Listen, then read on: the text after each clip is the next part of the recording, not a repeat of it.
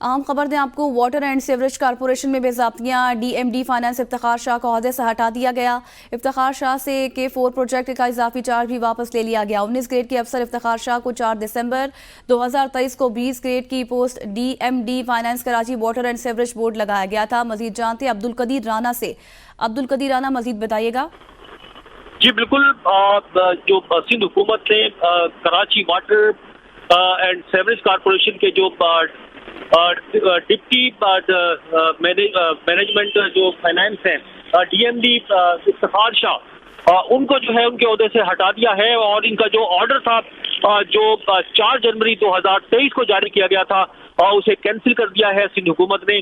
और अब जो है 2 ओहदे, एक तो DMD finance Karachi water and sewerage corporation दिया गया था, इसके अलावा K4 जो प्रोजेक्ट है उसके जो है पीडीबी जो है इनको लगाया गया था उस ऑर्डर में 2023 में 4 तारीख को दिसंबर, तो वो भी जो है उनसे वापस ले लिया गया है और ये वही अफसर है। दिया गया है। बहुत शुक्रिया अब्दुल कदीर राना।